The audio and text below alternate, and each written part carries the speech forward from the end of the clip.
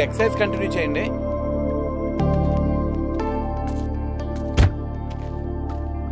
Hi. Hi. ఏంట్రా ఇది? రే ఇదేనా పౌడరు? దీన్ని వేసుకుంటే తల్లగా కనిపిస్తాం. 10 రూపాయలు ఇచ్చుకుంటాను, అందరూ 1 రూపాయి ఇచ్చేయండి. ఇస్తాను. మీ టైం ఎక్కువ వేస్ట్ చేయదలుచుకోలేదు, అందుకే ముందు పిల్లల్ని షూట్ చేసి తర్వాత డైరెక్ట్ గా మన ఇంటర్వ్యూకి వెళ్ళిపోదాం. Okay, come on boys. ఏరా రామ్ చరణ్లా ఉన్నానా?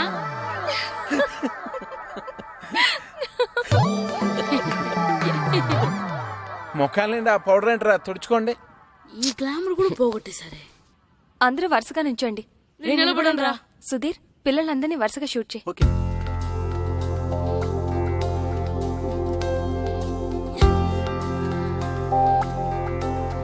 మనం ఇంటర్వ్యూ స్టార్ట్ చేద్దామా?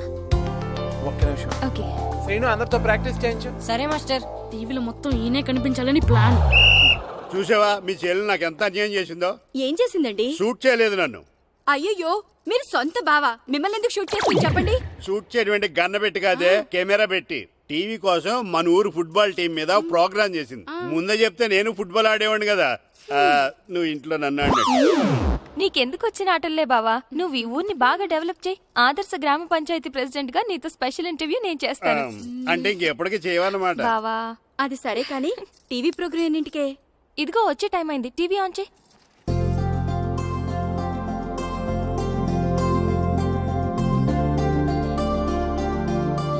అదిగో అదిగో మనోడు. టీవీ9 ప్రేక్షకులకు నమస్కారం. మా అబ్బాయి క్రికెట్ బాగా ఆడతాడు. టీంలో ప్లేస్ దొరికితే సచిన్ అంతటోడు అయ్యేవాడని ఒక తండ్రి. మా అమ్మాయి టెన్నిస్ బాగా ఆడుతుంది, కొంచెం ఎంకరేజ్మెంట్ ఇచ్చుంటే సానియా మిర్జాని మించిపోయేది అని ఒక తల్లి. చెస్, వాలీబాల్, బాస్కెట్బాల్ ఆట ఏదైనా కూడా వాళ్ళ పిల్లలు ఆటలో ఒక మంచి స్థాయికి చేరాలని ప్రతి తల్లిదండ్రులు కలలు కంటారు. కానీ ఆ కలలు నిజం కావాలంటే వాళ్ళలోని టాలెంట్ ని గుర్తించాలి. కానీ కొందరు ఆ టాలెంట్ ని గుర్తించకుండా వాళ్ళ టాలెంట్ కి అన్యాయం చేస్తున్నారు.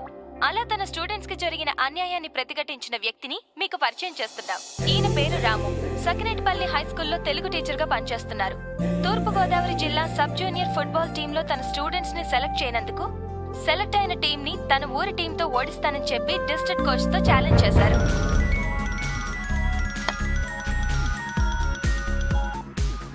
హలో సార్, నేను సురేష్ మాట్లాడుతున్నాను. టీవీ చూస్తున్నారా? చూస్తున్నారా? FTV చూస్తున్నా. చెప్పు. FTV తర్వాత చూడొచ్చు, ముందు టీవీ9 చూడండి సార్. టీవీ9 ఏమైనా సెన్సేషన్ న్యూస్ ఉందా? అవును సార్. చూస్తానులే. టీవీ9 అంటే టీవీ9 ఏమొస్తుంది టీవీ9లో? రాము గారు, మీరు ఛాలెంజ్ చేయడానికి కారణం? నిజమైన టాలెంట్ ఓడిపోకూడదని. అంటే సెలెక్ట్ అయిన టీంలో టాలెంట్ లేదంటారా? సెలెక్ట్ చేయాల్సినంత టాలెంట్ మా వాళ్ళలో ఉందంటున్నాను. నిజంగా అంత టాలెంట్ ఉండుంటే మరి మీ వాళ్ళు ఎందుకు సెలెక్ట్ కాలేదు? ఈ ప్రశ్న అడగవలసింది నన్ను కాదు, మా ప్లేయర్స్ ని సెలెక్ట్ చేయని కోచ్ అజయ్ని అడగాలి. అయినా ఒక్క నా స్టూడెంట్స్ అనే కాదు, టాలెంట్ ఉన్న ఎంతో మంది ఇలా అన్యాయానికి గురవుతున్నారు. అన్ని చోట్ల పలుకుబడి, డబ్బుకే విలువ. ఎంత బాగా ఆట ఆడగలిగేవాడైనా సరే డబ్బు ఖర్చు పెడితేనో లేకపోతే రాజకీయ నాయకుడి దగ్గర నుంచి రికమెండేషన్ లెటర్ తీసుకొస్తేనే కానీ సెలెక్ట్ అవ్వట్లేదు. క్రికెట్ నుంచి హాకీ వరకు, ఫుట్బాల్ నుంచి టెన్నిస్ వరకు ప్రతి ఆటలోనూ రాజకీయాలే. అందుకే 130 కోట్ల జనాభా ఉన్న మన దేశం ఒలింపిక్స్ లో ఒక్క పథకం సాధించడం కోసం నానా కష్టాలు పడవలసి వస్తుంది. వెళ్ళిన టీం ఓడిపోయిందని చూస్తారు గానీ నిజంగా ఆ టీంలో గెలిపించగలిగే ఆటగాళ్లు ఉన్నారా లేదా అని చూడరు. సత్తా ఉన్న ఆటగాళ్లు తీసుకోలేదని మేధావులో మీడియా విమర్శిస్తే తీసుకుంటారు, కానీ ఆడే ఛాన్స్ ఇవ్వరు. దేశం మొత్తం మీద ఎగబడి చూసే క్రికెట్ నే తీసుకోండి. కొంతమందిని సెలెక్ట్ చేస్తారు, విదేశాలకు తీసుకెళ్తారు, సిరీస్ అంతా రిజర్వ్ బెంచ్ లో కూర్చోబెడతారు. తీరా ఇండియా వచ్చిన తర్వాత టీంలో తీసేస్తారు. అసలు వాళ్ళు ఎందుకు తీసుకున్నారో తెలీదు, ఎందుకు తీసేశారో తెలీదు. అన్నిటిలోని రాజకీయాలు ఇలా రాజ్యం చేస్తుంటే నిజమైన టాలెంట్ ఉన్న వాళ్ళు ఎప్పుడు బయటకు వస్తారు? మీ మాటలు వింటుంటే మొత్తం క్రీడా రంగాన్ని ప్రక్షాళన చెయ్యాలనేట్టున్నారే. చెయ్యాలి. నిజమైన టాలెంట్ ఉన్న వాళ్ళు కోచ్లు, సెలక్షన్ కమిటీలు సెలెక్ట్ చేయాలి. ఒక్క క్రికెటే కాకుండా అన్ని గేమ్లని గవర్నమెంట్ ఎంకరేజ్ చేయాలి. అంటే ఇప్పుడు గవర్నమెంట్ మిగతా ఆటలను ఎంకరేజ్ చేయడం లేదంటారా? ఎక్కడ చేస్తుందండి? మన గవర్నమెంట్ దృష్టిలో, జనం దృష్టిలో ఆట అంటే క్రికెట్, ఆటగాళ్ళంటే క్రికెటర్స్ అంతే. 12 దేశాలు ఆడే క్రికెట్ లో 2వ స్థానమో 3వ స్థానం వస్తే చంకలు గుద్దుకుని ఆనందపడిపోతాం. అదే ప్రపంచం మొత్తం ఆడే ఫుట్బాల్ లో మన స్థానం ఎంతో తెలుసండి, 130. అలాగని మన దేశానికి ఫుట్బాల్ గురించి తెలియదు అనుకోకండి. 1889లోనే మన దేశంలో మోహన్ బగాన్ క్లబ్ స్టార్ట్ అయింది. 1898లో మన దేశంలో నిర్వహించిన డ్యూరాండ్ కప్ ప్రపంచంలోనే ప్రాచీనమైన ఆటలో 3వది. 1951, 1962 ఫుట్బాల్ ఏషియన్ కప్ లో మన దేశం గోల్డ్ మెడల్ కొట్టింది. కానీ ఈ రోజు చెప్పుకోవడానికి చరిత్ర తప్ప ఇంకేం మిగలలేదు. మీ ఆవేశాన్ని నేను అర్థం చేసుకోగలను. ఇది ఆవేశం కాదండి, ఆవేదన. ప్రపంచ కప్ ఫుట్బాల్ చరిత్రలో ఈ రోజు వరకు మన దేశం ఆడలేదన్న విషయం ఎంతమందికి తెలుసు?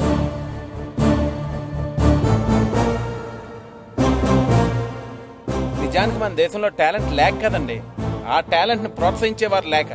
నా నమ్మకం ఒకటే, నిజమైన టాలెంట్ ని మనం గెలిపిస్తే ఆ టాలెంటే మన దేశాన్ని గెలిపిస్తుంది. అదిగో ఆ టాలెంట్ వీళ్ళలో ఉందని నేను ఛాలెంజ్ చేశాను. డెఫినెట్ గా ఈ ఛాలెంజ్ లో నేను గెలుస్తాను. గెలుస్తావా? పిచ్చి వేధవా. గెలుస్తానంట ఛాలెంజ్ నాతో. హలో, నేను ఏపీ ఫుట్బాల్ అసోసియేషన్ చైర్మన్ చక్రపాణిని మాట్లాడుతున్నాను. సార్ సార్ చెప్పండి సార్. నువ్వు టీవీ నైన్ చూసావా? సార్ చూశాను సార్. అది నువ్వు చెప్పేది ఫోన్లో వినడానికి నేను సిద్ధంగా లేను. ఒకసారి ఇంటికి రా, నీతో మాట్లాడాలి.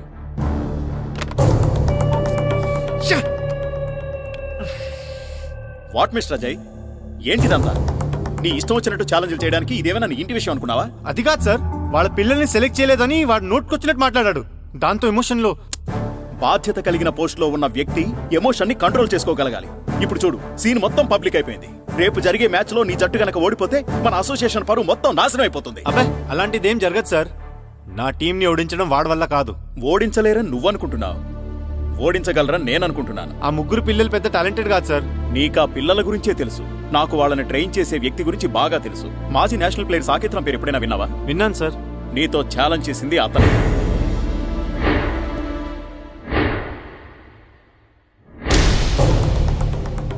ఏంటి సార్ మీరు అనేది? ఆ తెలుగు మాస్టర్ సాకేత్ రామా? అవును, చాలా సంవత్సరాల క్రితమే సౌత్ ఆసియా కప్ టోర్నమెంట్కి సెలెక్ట్ కావలసిన వాడు. లాస్ట్ మినిట్లో జరిగిన పాలిటిక్స్ వల్ల జట్టులో స్థానం దొరకలేదు. ఆ డిప్రెషన్లో ఉండగా ఒకరోజు బైక్ యాక్సిడెంట్ జరిగింది. ఆ తర్వాతే తను అలా అయిపోయాడు. బహుశా తనకు జరిగిన అన్యాయం ఆ పిల్లలకి జరగకూడదని నీతో ఆ ఛాలెంజ్ చేసుంటాడు. ఛాలెంజ్ చేసినంత ఈజీ కాదు సార్ నా టీం మీద గెలవడం. చూడు మిస్టర్ అజయ్, కడుపు నిండినవాడి పోరాటానికి కడుపు మండినవాడి పోరాటానికి చాలా తేడా ఉంటుంది. టీంలో సెలెక్ట్ అయిపోయాం కదా రిలాక్స్డ్గా మీ వాళ్ళు ఆడతారు. ఎలాగైనా సెలెక్ట్ అవ్వాలని కసిగా వాళ్ళు ఆడతారు. ఎలా ఆడినా వాళ్ళు గెలవరు సార్. గెలవకపోతే మంచిదే, కానీ ఒకవేళ నీ టీం మ్యాచ్ పోగొట్టుకుంటే నువ్వు నీ ఉద్యోగం పోగొట్టుకోవాల్సి వస్తుంది. అది గుర్తుపెట్టు. You can go now. Look boys, 15వ తారీఖు మనకి సకినేటిపల్లి టీంకి మ్యాచ్ ఉంది, తెలుసు కదా? నా కోచింగ్లో మీరు వాళ్ళ మీద ఎలాగైనా గెలుస్తారని నాకు బాగా తెలుసు. నాకు ఆ కాన్ఫిడెన్స్ ఉంది. మన టీంతో అనవసరంగా పెట్టుకున్నందుకు వాళ్ళు కళ్ళలో కూడా ఫుట్బాల్ ఆడడానికి భయపడాలి. Practice, come on. యాండి ఎక్కడికి వెళ్తున్నారు? అసెంబ్లీ సమావేశాలు. అసెంబ్లీ సమావేశాలకా? ఏం పార్లమెంట్ సమావేశాలకు వెళ్ళమంట? అసెంబ్లీకి పార్లమెంట్ కి మీరెందుకు వెళ్తారు? మహా అయితే పంచాయతీ ఆఫీస్కి వెళ్తారు. అది తెలుసు కదా, మరి ఎందుకు అడగటం? బుద్ధి తక్కువై. అది ఉంటే కదా ఎక్కువ తక్కువ తెలడా.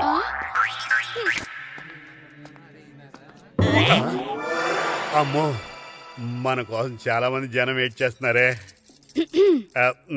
వాళ్ళు వెయిట్ చేస్తోంది తమరి కోసం కాదు, మాస్టర్ గారి కోసం.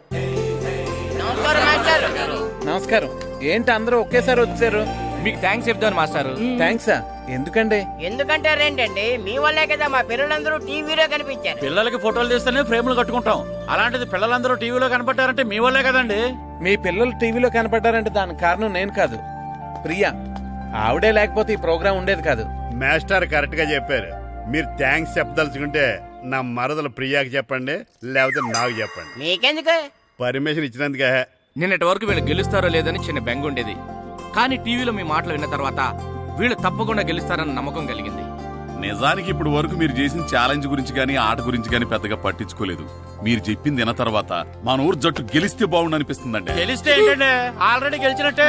మాస్టర్ మీద మాకెంతో నమ్మకం ఉంది. ఎలా బాబురా? అంతే కదా మరి. టీవీలో మీ మాటలు విన్నప్పటి నుంచి మా పిల్లలు కూడా ఆడతామంటున్నారు మాస్టారు. అలాగా? ఈ రోజు నుంచి వాళ్ళని కూడా గ్రౌండ్కి రమ్మనండి. మీ అందరూ నా వెనకాల ఉన్నందుకు నాకు చాలా ఆనందంగా ఉందండి. మీ వెనకాల మేము అందరూ ఉంటామండి. అంతర్వేది లక్ష్మీ నరసింహస్వామి ఆశీస్సులు మీ పైన ఉంటాయి. అంతర్వేది లక్ష్మీ నరసింహస్వామి చాలా మహిమగల స్వామి. మీ కృషికి తోడు ఆయన ఆశీర్వాదం ఉంటే మీరు అనుకున్నది తప్పకుండా సాధిస్తారు. నా మీద మీకున్న నమ్మకానికి థ్యాంక్స్. మీరు అనుకున్నట్టుగానే ఈ మ్యాచ్ గెలిచి తీరాలి. ఎందుకంటే పిల్లలే కాదు వాళ్ళ పేరెంట్స్ కూడా ఎన్నో ఆశలు పెట్టుకున్నారు. కానీ అదేంటి కానీ అంటున్నారు? గెలుపు మీద మీకు నమ్మకం లేదా?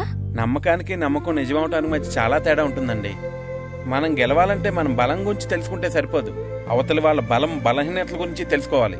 ఓస్ అంతే కదా, ఆ సంగతి నాకు వదిలేండి. అవతల టీం ఎలా ఉంది, ఎలా ప్రాక్టీస్ చేస్తుందన్న సంగతి నేను తెలుసుకుంటాను. మన వాళ్ళు ప్రాక్టీస్ మీరు చూసుకోండి, సరేనా? Good shot. Keep it up.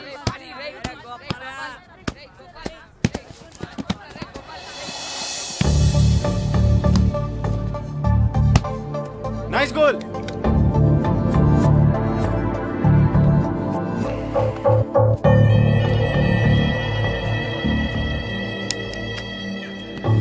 రే ఆప్రా. అవును నువ్వే కదా పంతులు చెప్పిందంతా షూట్ చేసి టీవీలో టెలికాస్ట్ చేయించి. అవును నేనే. అయితే ఏంటి? ఏంటా చేసిందంతా చేసి ఎంత ధైర్యం ఉంటే నా గ్రౌండ్ లో అడుగు పెడతావే? మీదికి వస్తున్నావేంటి? ఎరా బాడీగాడా? దీని బాడీగాడా నువ్వు? ఏయ్ ఏదైనా ఉంటే మాట్లాడు, అనవసరంగా చెయ్యి ఎత్తకు. ఎత్తితే ఏం చేస్తావే? మేమెవరో తెలుసా? మీడియా. చా నిజంగానా? అవును అసలు నువ్వు ఇక్కడికి ఎందుకు వచ్చావు? ఓకే ఓకే ఓకే ఓకే నేను నా టీంకి ఎలా ట్రైనింగ్ ఇస్తున్నానో చూసి షూట్ చేసి వాడికి చూపించడానికా? చూపించినంత మాత్రాన వాడు గెలిచేస్తాడా? నన్ను నా టీంని గెలవడం అంత ఈజీ కాదు. షూట్ చేయరా. ఏంటి ప్రియా వీళ్ళందరినీ పిలిచావు? మళ్ళీ టీవీలో ఏమైనా ప్రోగ్రామ్ వస్తుందా? చూడండి మీకే తెలుస్తుంది. యాండి ఆ, ఇక్కడికి వచ్చి చూడొచ్చు కదా. ఆ, నువ్వు చెప్తావని.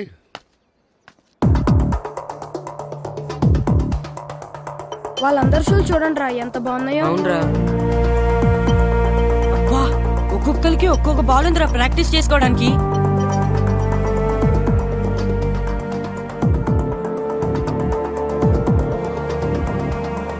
వాళ్ళు చేసే ప్రాక్టీస్ మాస్టర్ ఒకరు చూపిస్తే సరిపోయేది కదా, మా అందరికి చూపిస్తే ఎందుకు? రే మాస్టర్, నాతో ఛాలెంజ్ చేసిన విషయం అందరికీ తెలిసిపోయిందని మురిసిపోకు. రేపు అందరి ముందు ఓడిపోవడానికి రెడీగా ఉండు. ఏంటి ఊరు మొత్తం వెనకాల ఉందంట? ఊరు కుక్కలు 100 ఒకటై నిలబడ్డా ఈ సింహం ముందు తోక ముడవాల్సిందేరా. ఈ అజయ్ సింహం రా, సింహం. అయినా పల్లెటూరు బచ్చగాళ్ళు, వాళ్ళకేం తెలుసు ఫుట్బాల్ గురించి? ఫుట్బాల్ అంటే పొలాల్లో నాట్లేయడం, గోడకి పిడకలేయడం కాదురా.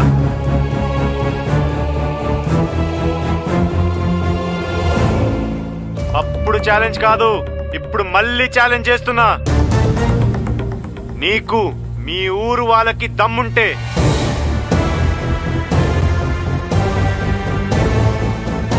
మీరు నిజంగానే మగాళ్ళైతే వచ్చిన టీంని ఓడించండి రా. ఏంటండి ఆడు పొగరు? ఆడికి ఎంత ధైర్యం ఉంటే మనండి మన ఊరిని అంత చులకం చేసి మాట్లాడతాడు. మీరు ఊ అనండి ప్రెసిడెంట్ గారు. ఆయన తీసుకొచ్చి ఊరు మధ్యలో పాతేస్తాం. ఇక్కడ దాకా తీసుకురావడం ఎందుకండి? ఎక్కడ దొరికితే అక్కడే నరికేద్దాం. అప్పుడు గాని మనం ఎంత మొక్కడమో ఆడికి తెలీదు. వాటి వాడు గొప్ప అయితే అయ్యి ఉండొచ్చండి, అందుకని మన గురించి అంత దారుణంగా మాట్లాడతాడా? చూసారుగా మా వాళ్ళ ఆవేశం. నేను ఊ అన్నానంటే వాడిని ముక్క ముక్కలుగా నరికేసి మా ఊళ్ళో ఊరేగిస్తారు. కానీ నేను ఊ అన్ను, ఎందుకంటే వాడు ఛాలెంజ్ చేసింది ఫుట్బాల్ ఆట మీద. ఇన్నాళ్ళు ఈ ఊరు ప్రెసిడెంట్గా పరువు బాధ్యతలు నేను తీసుకున్నాను. ఇక నుంచి మీకు అప్పచెప్తున్నాను, ఎలాగైనా సరే ఈ మ్యాచ్ నగ్గాలి. ఇప్పటి వరకు పిల్లలు వాళ్ళ తల్లిదండ్రులే మీ వెనకాల ఉన్నారు, ఇప్పుడు ఊరు మొత్తం మీ వెనకాల ఉంటుంది. అవును మేస్తారు, ఈ రోజు నుంచి ఈ మ్యాచ్ మీ సమస్య కాదు, ఊరు సమస్య. ఇప్పటి వరకు పిల్లల కోసం గెలవాలనుకున్నావు, కానీ ఇప్పుడు ఊరు కోసం మీరు గెలవాలి. నీకేం కావాలన్నా చేయడానికి సిద్ధంగా ఉండే. రేయ్ పిల్లలందరికీ ఒకే రకం డ్రెస్ నేను కుట్టిస్తాను రా. మీకు షూస్ నేను కొనిస్తాను రా. మీకు బాల్స్ కావాలన్నా ఇంకా ఏమైనా కావాలన్నా నేను కొనిస్తాను. మాస్టర్, ఇక నుంచి మీ నోట్లోంచి గెలిచేవన్న మాట ఒక్కటే రావాలి. మన ఇంటికి వెళ్తాం. అమ్మా అగరొత్తులు ఎక్కడున్నాయి? ఆ పటాలనకాలు ఉన్నాయి. ఆర్తి కర్పూరం అది కూడా అక్కడే ఉంది. కొబ్బరికాయ